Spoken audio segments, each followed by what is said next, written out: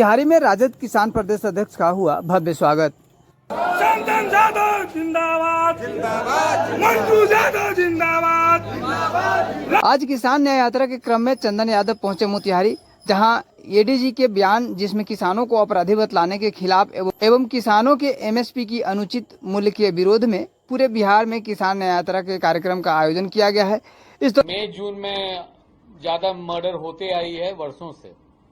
अप्रैल मई जून जब तक बरसात नहीं होती है ये सिलसिला जारी रहता है, क्योंकि ज्यादातर किसान को कोई काम नहीं रहता है। एक बरसात होने के बाद लोग कृषक समाज के लोग व्यस्त हो जाते हैं और घटनाएं घटती है। इस दौरान चंदन यादव बेतिया होते हुए मोतिहारी पहुंचे, जहां पूर्वी चंपारण के राजद किसान प्रकोष्ठ के जिला अध्यक्ष प्रमोद कुमार यादव उर्फ मंटू यादव की टीम ने उनका धूमधाम से स्वागत किया।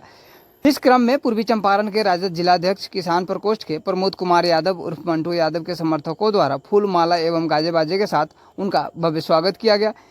इस दौरान राजद किसान प्रकोष्ठ के मनीष कुमार, डॉक्टर राकेश कुमार, प्रमोद यादव, सुबोध कुमार, रमेश यादव, सुरेश कुमार, भोला राय, कामेश्वर प्रसाद, बाला सिंह, रविशंकर वर्मा, मोहम्मद असलम सहित सैकड़ों कार्यकर्ता मौजूद थे। मोतिहारी से प्रभाकर निराला, समाचार दर्पण।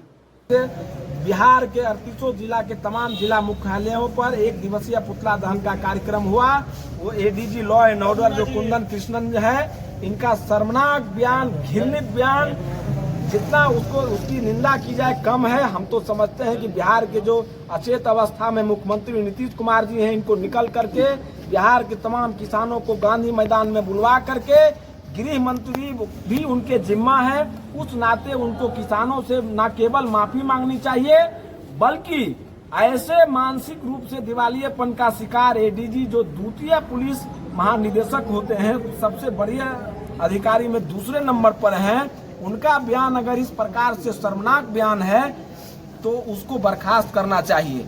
अब जब हम लोगों का दबिश बढ़ा, चुनावी वर्ष को देखते हुए उससे माफी मंगवाया, इन लोगों के द्वारा मंगवाया गया, लेकिन माफी से मीडिया के साथियों काम चल जाएगा।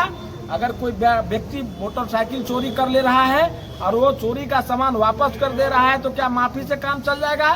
क्या कोर्ट उसको बाइज्जत बरी कर देंगे?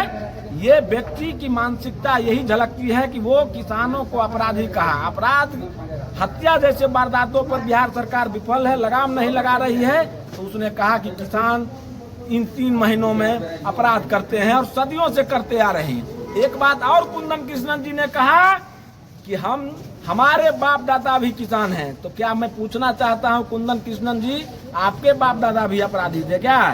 निश्चित रूप से उन्होंने ये नहीं कहा कि इसी वर्ष, सदियों से, यानी सदियों पहले बाप दादा थे और उन्होंने कह दिया आकर के निकल कर फर्जी थे कि ओरिजिनल थे, हम नहीं बता पाएंगे। उन्होंने कहा कि मेरे बाप दादा भी किसान थे, तो किसान थे तो वो भी हत्यारा थे, इन 3 महीनों में हत्या का कारण वो भी थे। ये निश्चित रूप से एक ही जिला से मुख्यमंत्री और एडीजी लॉ एंड ऑर्डर आता है। ये लोग शराब माफिया, भू माफिया को संरक्षित सुरक्षित करता है। अपराधी को बचाने के लिए, अपराध को छिपाने के लिए किसानों को अपराधी होने का संज्ञा से नवाजा गया। आपको मालूम होगा कि दिल्ली के टिकरी और कारशंभू बॉर्डर पर 700 से अधिक किसानों की शहादत हुई और शहीद का भी दर्जा प्रधानमंत्री मोदी ने निकल करके जब भारत के किसानों से माफी मांगा तो ये लोग वहां शहीद का भी दर्जा नहीं दिया।